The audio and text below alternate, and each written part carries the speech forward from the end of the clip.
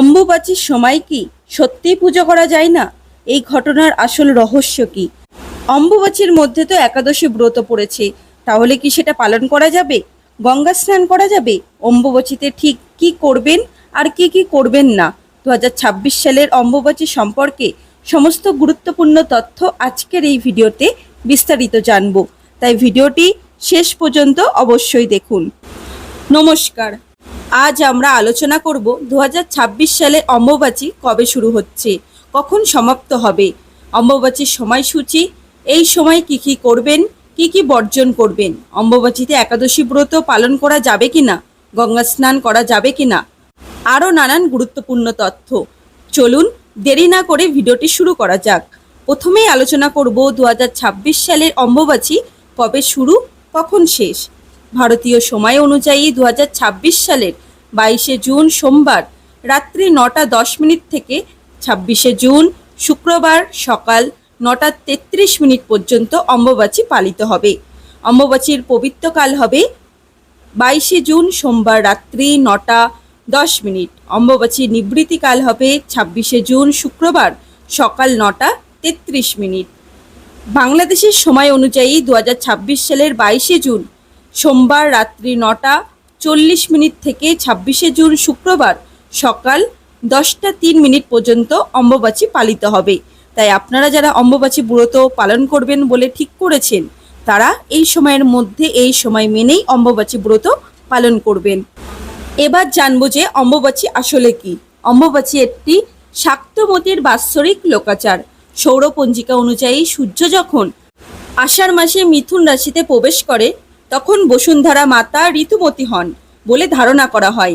এই সময় প্রচুর বৃষ্টিপাত হয় এবং ধরণী দেবী উর্বরতা লাভ করেন বলে বিশ্বাস করা হয়। তাই এই 3 বা 4 দিন কৃষিকাজ বন্ধ রাখা হয়।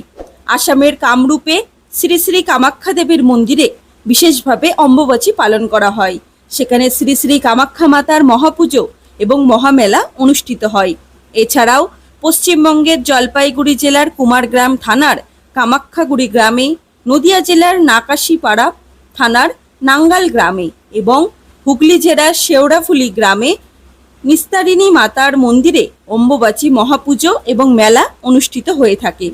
চলুন এবার জানবো অম্বুবাচীর সময় পুজো এবং জপ করা যাবে কি।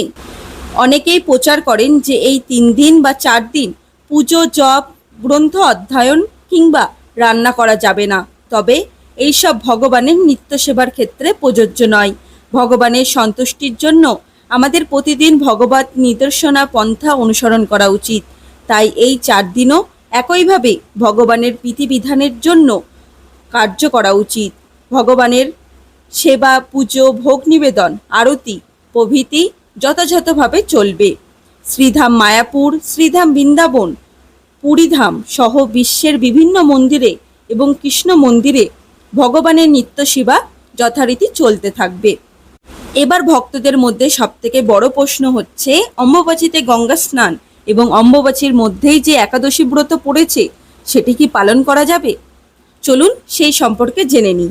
2026 সালে 24শে জুন গঙ্গা দশহরা ও গঙ্গা পুজো রয়েছে এবং 26শে জুন পাণ্ডব নির্জলা একাদশী ব্রত রয়েছে। তাই স্বাভাবিকভাবে সকলে গঙ্গা স্নান করতে পারবেন, একাদশী ব্রতও পালন করতে পারবেন। 24শে জুন গঙ্গা দশহরা উপলক্ষে গঙ্গা বা পবিত্র নদীতে স্নান করা অত্যন্ত শুভ।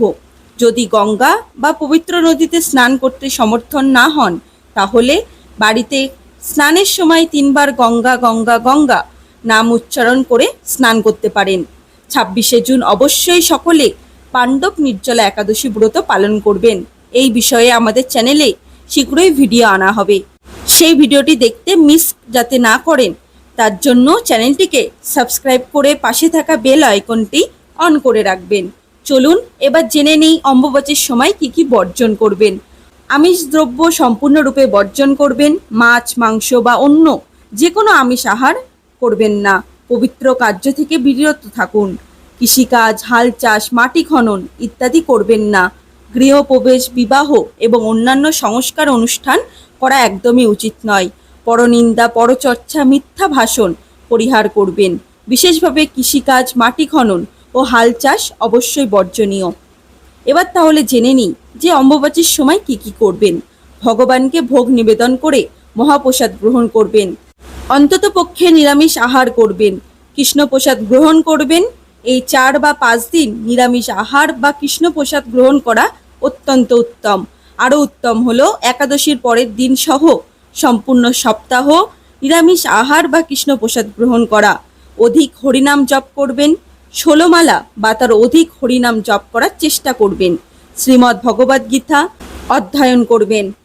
এছাড়া ব্রহ্মমুহূর্তে সাধনা করবেন। ভোর 3:30 থেকে 4:30 কিংবা 5টার মধ্যে শয্যা ত্যাগ করে স্নান করবেন। এরপর মঙ্গল আরতি করবেন, হরিনাম জপ করবেন, ভগবানের পূজা অর্চনা করবেন, ভোগ নিবেদন করবেন, আরতি প্রভৃতি যথারীতি বাড়িতে চালিয়ে যাবেন। এই দিন কিন্তু আপনারা অবশ্যই দান করবেন। শুদ্ধ বৈষ্ণব অথবা শুদ্ধ ব্রাহ্মণ প্রসাদ ভোজন করাতে পারেন, দান করাতে পারেন। শুদ্ধ বৈষ্ণবদের শ্রীমুখ থেকে কৃষ্ণ কথা শ্রবণ ও কীর্তন করতে পারেন, বাড়িতে হরিনাম সংকীর্তন করতে পারেন। চলুন ভক্তবৃন্দরা, এবার আমরা জেনে নিই যে প্রচলিত কিছু ভুল ধারণা, যেগুলো আপনাদের সতর্ক করছি। অনেকেই বলে থাকেন যে অম্বুবাচীতে আমিষ গ্রহণ করতে হয়, মাছ মাংস খেতে হয়, কিংবা বিধবা মাতার জন্য বিশেষ নিয়ম রয়েছে। ভক্তবৃন্দরা, এরূপ মন গড়া কথায় কর্ণপাত করবেন না। অবশ্যই আমিষ আহার বর্জন করবেন। আপনারা বাড়িতে ভগবানের সেবা পুজো করতে পারেন, নিরামিষ আহার করবেন, তুলসীতে জল প্রদান করতে পারবেন, গঙ্গা স্নান করতে পারবেন, একাদশী ব্রত পালন করতে পারবেন। এইভাবেই আপনারা অম্বুবাচী উৎসব পালন করতে পারেন। চলুন বন্ধুরা, এবার জেনে নিই সেই কামাখ্যা মন্দিরে এক রহস্য, যেটা সারা ভারতের লোকের কাছে একটা রহস্যময় ঘটনা।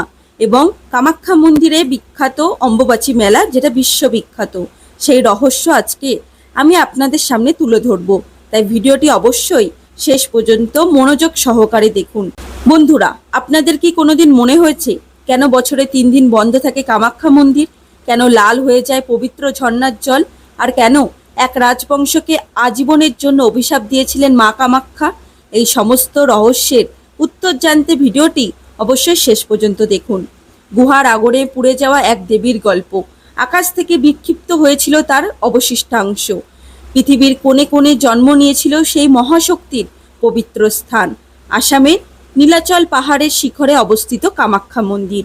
এটি শুধুমাত্র একটি মন্দির নয়, এটি এমন একটি পবিত্র স্থান যেখানে প্রকৃতি ও দেব শক্তির এক অপূর্ব মেলবন্ধন ঘটেছে। চলুন জেনে নেওয়া যাক কামাখ্যা মন্দিরের ইতিহাস, এর সঙ্গে জড়িত থাকা কিছু অবিশ্বাস্য রহস্য। নীলাচল পাহাড়ের চূড়ায় অবস্থিত এই মন্দিরের ভারতের সবচেয়ে প্রাচীন এবং পবিত্র শক্তিপীঠের মধ্যে অন্যতম। সাধারণ মন্দিরের মতো নয়, এই মন্দিরকে শক্তিপীঠ বলা হয় কারণ এখানে দেবী সীতার শরীরের এক বিশেষ অঙ্গ পতিত হয়েছিল বলে বিশ্বাস করা হয়। সেই অঙ্গটা হলো যোনি বা স্ত্রী শক্তির প্রতীক, যা উর্বরতা, সৃষ্টি এবং মাতৃত্বের প্রতীক হিসেবে পূজিত হয়। চলুন এবার জেনে নিই যে অম্বুবাচী মেলা ও 3 দিন মন্দির বন্ধ থাকার রহস্য। কামাখ্যা মন্দিরের সবচেয়ে বিখ্যাত উৎসব হলো অম্বুবাচী মেলা। এই সময় দেবী কামাখ্যা বার্ষিক ঋতুচক্র বা মাসিক পর্ব উদযাপিত হয়। তাই প্রতি বছর 3 দিনের জন্য মন্দিরের দরজা সম্পূর্ণভাবে বন্ধ রাখা হয়। দেবীর রজস্বলা অবস্থানের প্রতি শ্রদ্ধা এবং সম্মান জানিয়ে এই প্রথা পালন করা হয়। 3 দিন পর মন্দিরের দ্বার পুনরায় খুলে দেওয়া হয় এবং তখন হাজার হাজার ভক্ত এখানে এসে দেবীর আশীর্বাদ গ্রহণ করেন। দেবী সতী এবং আত্মাহুতি ও শক্তিপীঠের সৃষ্টি প্রাচীন কাহিনী অনুযায়ী দেবী সীতা ছিলেন ভগবান শিবের প্রিয় পত্নী। এক সময় তার পিতা রাজা দক্ষ একটি মহাযজ্ঞের আয়োজন করেছিলেন। সেখানে ভগবান শিবকে অপমান করা হয়। স্বামীর এই অপমান সহ্য করতে না পেরে দেবী সতী গভীর বেদনায় যজ্ঞের অঙ্গিকুণ্ডে আত্মাহুতি দেন। প্রিয় স্ত্রীর মৃত্যু শোকে ভগবান শিব ভয়ঙ্কর রুদ্র তাণ্ডব শুরু করেন, যার ফলে সমগ্র সৃষ্টির ভারসাম্য বিপন্ন হয়ে পড়ে। তখন সৃষ্টিকে রক্ষা করার জন্য ভগবান বিষ্ণু তার সুদর্শন চক্রের সাহায্যে দেবী সতীর দেহকে খণ্ড বিখণ্ড করেন। যে যে স্থানে তার শরীর বিভিন্ন রূপে পতিত হয়, সেই স্থানে পরবর্তীকালে শক্তিপীঠ হিসেবে প্রতিষ্ঠিত হয়। এমনও বিশ্বাস করা হয় যে নীলাচল পাহাড়ে দেবী সতীর যোনি অংশ পতিত হয়েছিল। সেই স্থানেই প্রতিষ্ঠিত হয়েছিল কামাখ্যা মন্দির।